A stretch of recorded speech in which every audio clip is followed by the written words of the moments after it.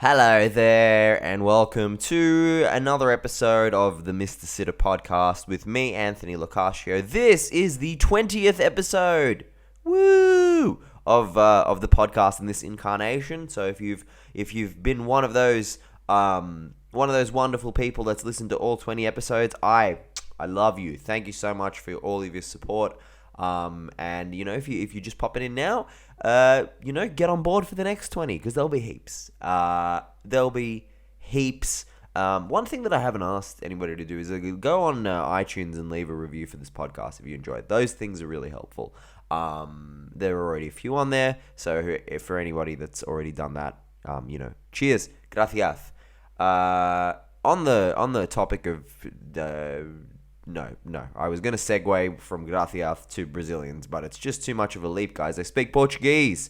So, obrigado. And now we'll go into it. I want to chat about this whole Brazilians dancing thing, which I just missed because, I try and put these podcasts out as early as possible. So I am on doing show notes based on what I saw in the games the second that second match is finished.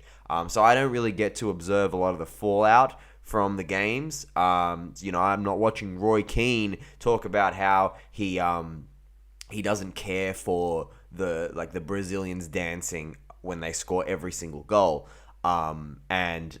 This for some reason has generated a gigantic conversation because Roy Keane loves to say controversial shit, even though he gives it this sort of matter-of-factly, everybody should think this. And because of the kind of player that Roy Keane was, everybody's like, well, if you're of that traditional kind of English hard man, I know he's Irish, but if you're of that, traditional kind of hard man school of thought, you should agree with what Roy Keane says. Both Tite, the coach of Brazil, and Lucas Paquetá came out and kind of not defended it, but at least responded to it. Paquetá said we mean no disrespect by it. We dance not in front of the opposition, we dance to celebrate our goals, not in front of the opposition fans or the opposition. We do it by ourselves.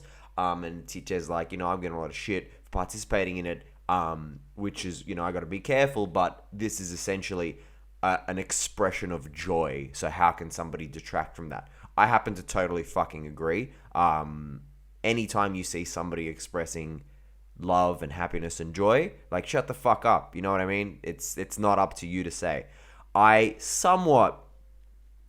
are times where the sentiment can be... I got a lot of Brazilians in my apartment building, and I see a lot of Brazilians like hanging out, or we got a lot of Brazilians in Sydney these days, and occasionally, in very select moments, like when I hear samba music playing on a Tuesday night at 3 a.m. in the morning, I think to myself, wow, you guys really got to be just as fucking Brazilian as you are in Brazil, in Bondi Beach, huh? But no, that's not a good way to think. This country, the backbone of this country is built on people from different cultures coming here and bringing elements of who they are in their place here. The immediate automatic assimilation is bad for the country, it's bad for the culture, and without it, you guys all wouldn't be enjoying your pad siu, which everybody's loved for the last 20 years. If everybody was like to Thai people, hey, come here and we're eating bunning sausages and that's it. We're not bringing you fucking food here. So there's a long-winded way of saying Brazilians on a football pitch are as much at home as they are in the streets of Rio de Janeiro. So shut the fuck up, Roy Keane, and let these guys dance when they're winning. And if any other teams have a problem with them dancing when they score, just don't let them score, boys. Good luck. Now, these issues are on my mind mostly because there is yet another ad that's doing the rounds during this World Cup, and I think I've settled on this one as the worst ad of this World Cup. So it's for Amazon, and the main guy in this ad is a guy called Gad, who is clearly he's Arabic, he's Middle Eastern looking, but if his name is Gad, I assume he's Egyptian. And Gad has ordered a special cake tray for Christmas because he wants to make a pavlova to impress his white girlfriend's family. It cuts straight for him deciding to order the cake tray straight to Christmas, and his girlfriend's grandmother is trying his pavlova. And then once he's looking at her like, please like it. I need you to accept me into this family. And the grandmother is just glaring holes through him until she tries the pavlova. The rest of the girlfriend's just whitest imaginable family are like looking on with bated breath to see how she's going to take it. And then she eats the pavlova and she gives him a look like, you know what?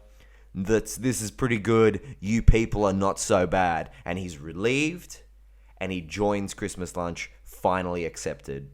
And the voiceover in the ad says it's going to be finally time for the Gadlova, which indicates to me that this isn't his first Christmas in this household, and he has just never been accepted by this household until he's made this pavlova. Pavlova, which happens to be the most quintessentially white Australian dessert and also thoroughly average, no disrespect to anybody, but when you've grown up eating the quality of tiramisu at Christmas that I have, you don't even remember how to spell pavlova. And so the message of the ad is basically, in order to be finally accepted by this horrible family with this horrible matriarch, Gad needs to make the most quintessentially Aussie food on Christmas, and he wins them at dessert. You don't eat pavlova first thing at Christmas lunch. So for the entirety of the lunch, he's just been glared at the whole time with this fucking Egyptian guy. He's been glared at the whole time because he hasn't won them over yet, and he's finally won them over at dessert by making this pavlova, which is passable, and this all has only taken place through the good grace of Amazon. What an ad. Let's crack into some things that I do like about this World Cup, namely the football. We had two contrasting matches in terms of entertainment, and I must admit, I totally got it wrong when it comes to predictions about which of these matches was going to be fun and which was not going to be fun. Spain-Morocco was 0-0, went to penalties, and was actually the opposite to yesterday's penalty shootout heartbreak that I experienced with Japan in so many ways. I do love to gloat on this podcast about telling y'all so. There's a few things that I've told y'all so. Number one, that Morocco are really good and they're not to be slept on. Morocco are probably the least heralded team that are in the last 8. They've done very, very well. I don't believe they've ever made the last 8 before. I'm not sure. You'll have to fact check me on that one. And Spain suck. I said it before the tournament. I said it during the tournament, even after they whipped Costa Rica 7-0. Spain suck. And, they beat Costa Rica. Congrats. They drew with Germany, who sucked, and they lost to Japan, who I said were going to beat them before the tournament. And now they lost to Morocco because, once again, they have no firepower up front. This is stuff that I said I can go back and show you a video where I said this. No firepower up front. Morata was just he was not on today. He was my striker of the group stage. He was on, but he's inconsistent, and he didn't show up today, and it cost them. They've got inexperienced players, young and inexperienced players around other players that are too old. We'll speak about why that affected them in a second. I was right. Spain made it to the round of 16, and that was it. Kaput. Game over. See you later. I told you they weren't good. I'm just so happy that Morocco's villain national anthem is not gone from the World Cup yet, because I just love hearing that. It's straight up evil, the way it sounds, and I fucking love it. It's so menacing. It's perfect, and probably scared the shit out of Spain, who just looked nervous and scared the whole game. Gavi had this chance on 26 minutes, where it was kind of the only time in the whole match that Morocco's defense looked shaky. Morocco's defense fucking awesome. Looked shaky. Gavi nearly scored on 26. Nothing happened for the rest of the half. Second half, Unai Simon, who is in this squad. He plays for Athletic Bilbao, Athletic Club, depending on who you are.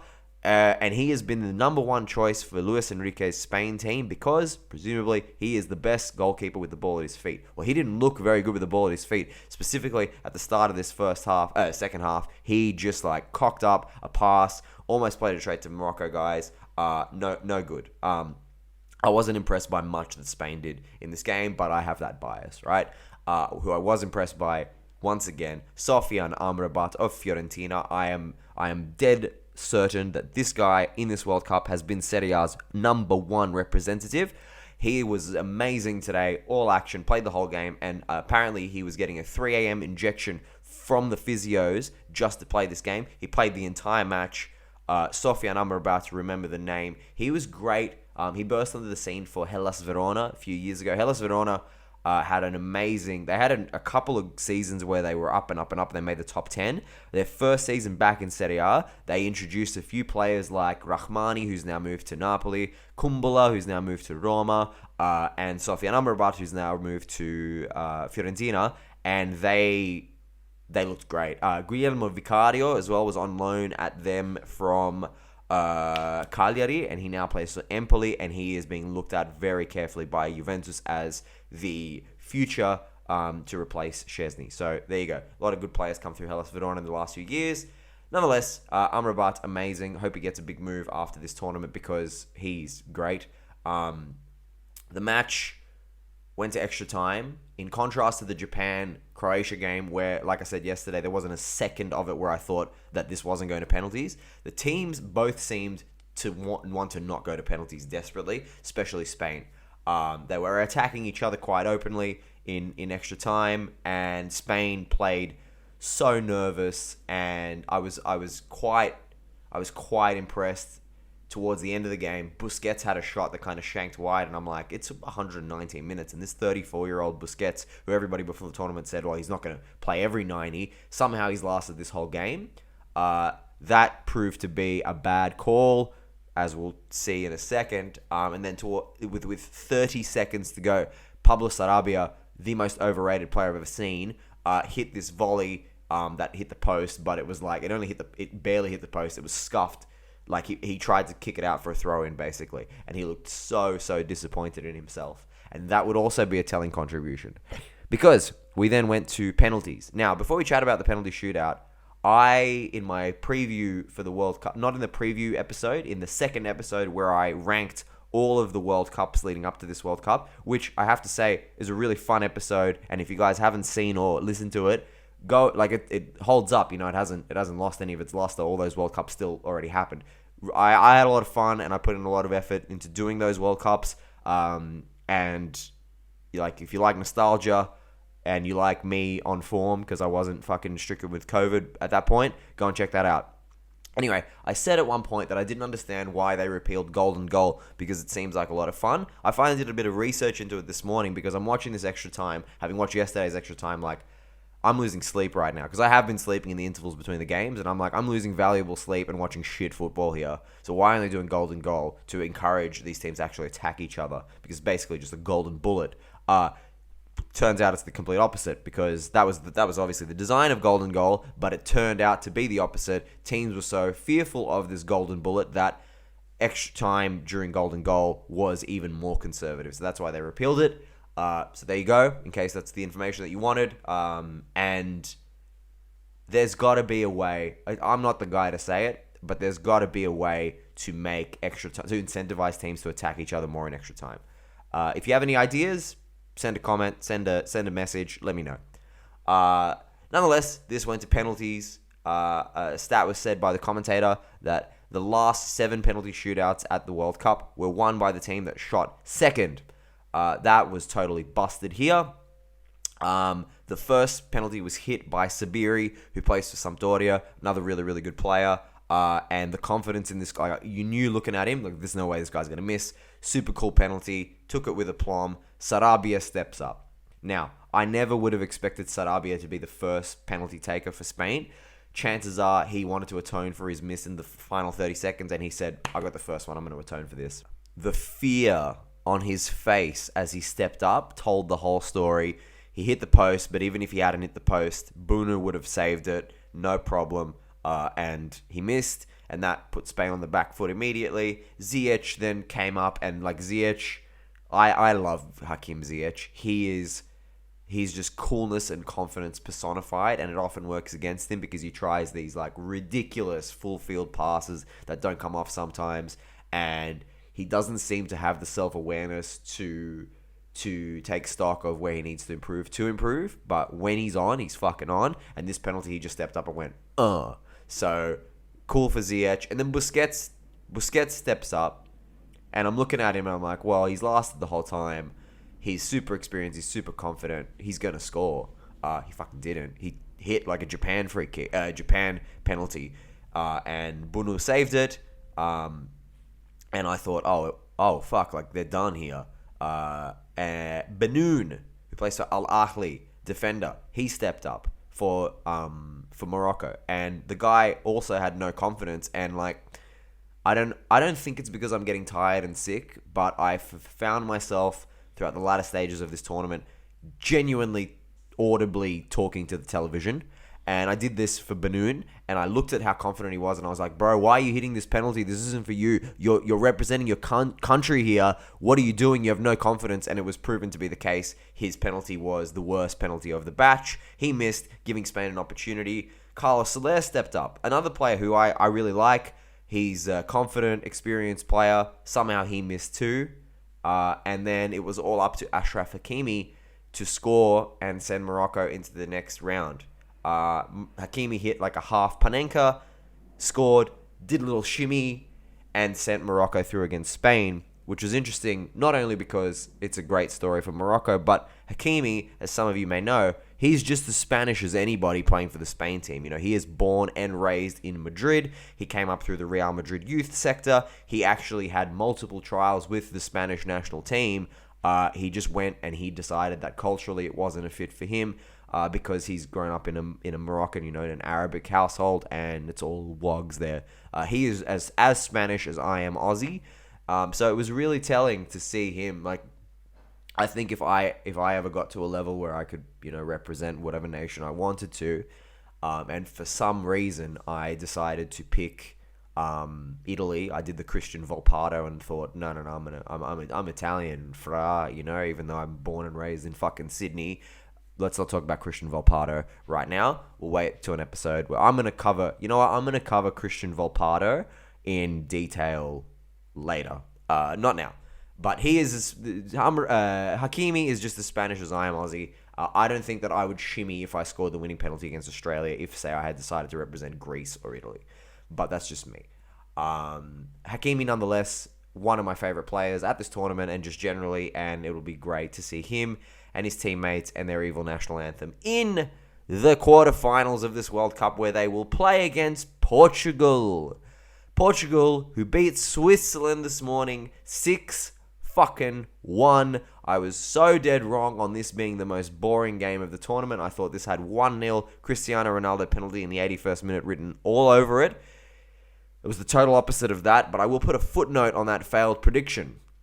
This is something that I said before the tournament, something that I've said after every single one of Portugal's matches in this tournament. It's something that I said watching Manchester United over the last few years, and it's something that I said watching Juventus in the final 2 years of Cristiano Ronaldo being there.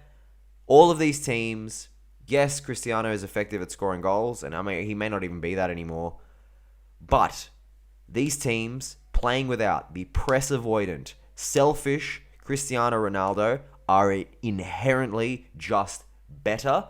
I never ever thought that Fernando Santos would click into that, or that he would yield to Cristiano, that he would not yield to Cristiano and bench him, and yet he did. Cristiano apparently cracked the shits getting taken off against South Korea in the final game of the group stage, and Santos just didn't accept that and said, "Fuck you, you're benched." And look at how well Portugal played. I hate to say it, but it looks like Cristiano Ronaldo's international career as a full-time starter is done. Another piece of advice that Fernando Santos obviously listened to my podcast and took on board was starting Diogo Dalot at right back instead of João Cancelo. He was excellent today. João Cancelo is a great player, we all know that, but for everything that he has moving forward, he's a liability at the back. Diogo Dalot is only a touch not as good at attacking as Cancelo, and he's a million times better at defending. Diogo Dalot's the real package. He started and he played great. The Swiss, so happy they're out. They're so annoying. I don't want to hear their fucking happy birthday, stupid national anthem anymore. They were completely blown away here, even though like they're not bad, but they were completely blown away by a vastly superior opposition who now look like they might be proper contenders for this tournament. Akanji's consolation goal was relatively meaningless, and he didn't even like smile when he scored, so there you go. I can't talk about every single goal here in detail, but I do want to single a few people out. First of all, Pepe, who was the consummate villain for most of his career, is now some kind of hero, proving that at 40 years old, a centre-back can still be effective. So, Giorgio Chiellini, where you at, bro? Come back into the fold. Let's get ya. He scored a towering header from a corner, played generally fantastic, and has played generally fantastic since displacing Danilo Pereira as the centre-back partner to Ruben Dias. So, thumbs up for Pepe. Good for him. João Felix, an understated component of this Portugal attack. Somebody who, a former golden boy, his career is somewhat stalled at Atletico Madrid. Clearly not a good fit for him being under Diego Simeone, a player of his flair and natural charisma on the pitch, but he's still extraordinarily young. And what he did in between moments was amazing. In the lead up to Guerreiro's goal here, he takes the ball, and it's 3-on-4 in a counter-attack for Portugal. And he does this move where it is almost like the classic Ronaldinho left, right, good night, except it's so much... It's not like Jeremy Doku where he takes it a meter that way and a meter that way within the span of an eye. It's almost like the ball doesn't move, his body moves, and he just sends the defender. And it was so crucial because it took that defender completely out of the play, which left all the space for Guerreiro to run into an attack. He's great, and I understand why he starts ahead of Leao for so many reasons. A lot of people are like, you got to start Leao ahead of João Felix. No, you fucking don't. Leao off the bench is an emergency / late like injection of energy to just run defense ragged is the perfect tactic. And he did that here. Leao is the last guy that I want to talk about. I love Leao. He's the incumbent Serie A player of the year. He's going to be an absolute star. He is going to take that number 7 jersey when Cristiano retires, hopefully after this tournament. And his goal here was just delicious. It was just a perfect Leao goal. Speed, cut in, beat the defender. Absolutely perfect finish. Nothing you can do about it. All smiles. Game. And finally, the player that we definitely need to highlight here is, of course, Gonçalo Ramos, who scores a hat-trick in a World Cup knockout phase match on his first start for his country at 21 years old. The biggest round of applause that we could possibly give. I saw him play a couple of times this season already because Benfica were drawn in the same group as Juve. He ran Juve absolutely ragged across both games. So I kind of hated him, and now I kind of love him because you can't, like, we've had breakout players in this tournament where they just show up game after game after game. But we have yet to see one game where one player goes, hey, I'm here too. And that was this game. Gonçalo Ramos' price tag has probably just tripled in one game. Every single finish that he put on today in his hat-trick seemed to get better and better. The first one to open the scoring was from such a tight angle, so powerful, so aggressive. Top left-hand corner, nothing that Jan Sommer could do about it. The second one was not as flashy, but to get there in time for the ball and to finish it so clinically, so good. And then the final one was just a chip, which was just delicious. And he gets to take home the match ball, first ever start, a hat-trick in a World Cup game to effectively bury the international career of CR7, who has 3 fewer knockout World Cup game goals than Gonçalo Ramos because he has 0. And that 0 was telling because Cristiano then came on in 73 minutes, and I have to admit, I felt really sorry for him, guys. The way he was so eager, even when Portugal were winning 5-1 at this point, to speed the pace of their attacks up every time when all of his teammates were trying desperately to wind the game down, looked so desperate. He was so keen to just get a consolation goal to say that he scored a World Cup knockout round goal.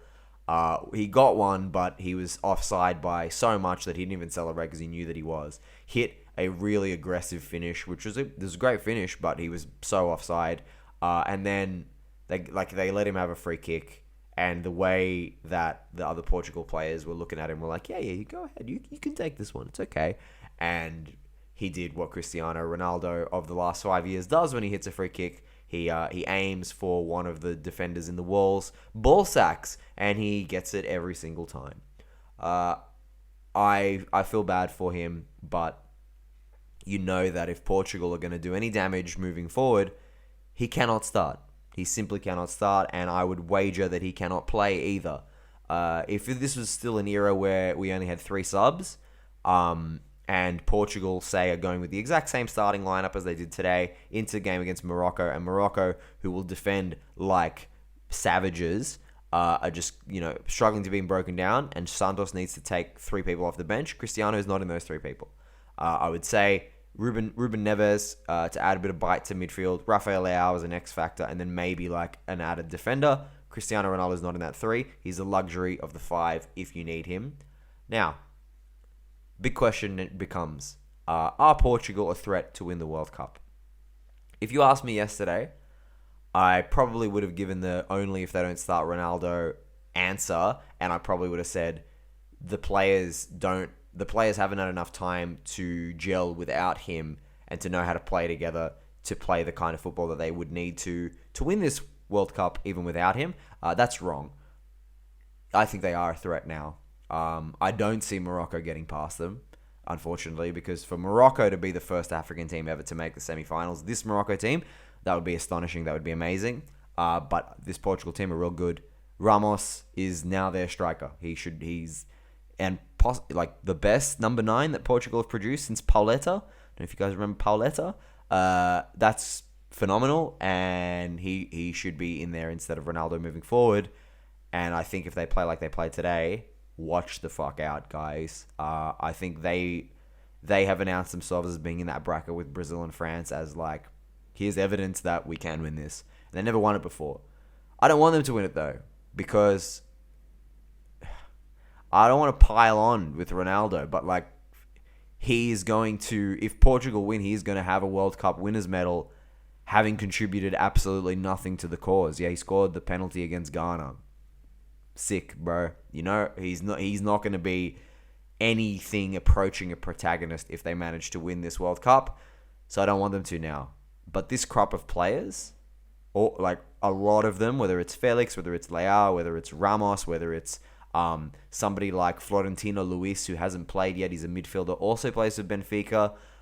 These guys are all young. Dalot's like 24. The goalkeeper, Diogo Costa, he's like 24 as well. At the next World Cup, Sons, Ronaldo, Leao and Felix in their prime, Ramos rounding into something, maybe a new coach, maybe the ultimate motivator who you think at international football, I have a feeling that Jose Mourinho is going to have a career renaissance when he becomes an international manager, because he has stopped having the ability to coach a team throughout a season consistently anymore. Football's just passed him by. But in an international tournament, when you have all the components and you have tactical nous, all you really need is to motivate the fuck out of your team for like the 7 games that it'll take to win the tournament. I think Jose Mourinho plus this Portugal team in 4 years, I think no one stops them from winning it, to be honest. But hold me to it in 4 years. I'm still doing this podcast. We'll see. It'll be fun to watch Portugal now because, yeah, I think they're a contender. Super exciting stuff, guys. And you know what else I'm excited about? I get a break. I've watched every single fucking game of this World Cup live, guys. That is no word of a lie. I swear, Allah, bro. That's what I've been doing. That's what I said I would do, and it's taken it out of me. And there are no games until Saturday morning. So thankfully, I get a little break from waking up super early. I do not get a break from my life because I have a trial show on Friday that you guys can come and watch if you're keen. And I got to do that, but I at least get to sleep for it. And then on Saturday, we have Croatia-Brazil, the first game, and the Netherlands-Argentina. I find it a little bit bemusing that the Croatia-Brazil game is the first game, given that their round of 16 fixtures were the second last. Like, why do who is it that's playing last? It's not Morocco and Portugal. It is England and France. Why do they get the biggest rest? Why do England and France get the biggest rest of all the teams? I don't understand that, but maybe somebody can illuminate me on that. Because we got Croatia, Brazil first up, and then we got Netherlands, Argentina second up. I'm not going to make a call now. I'm going to stew on it, and I am going to release a podcast on Friday, which is going to preview those two matches. And I also don't know if I'm going to put one out tomorrow. If I see a reason to, I will. If not, hold tight, guys, and I'll see you on Friday. This has been Mr. Sitter. Leave comments if you like. I don't get too many comments. There's a few people leave comments on YouTube, which is cool.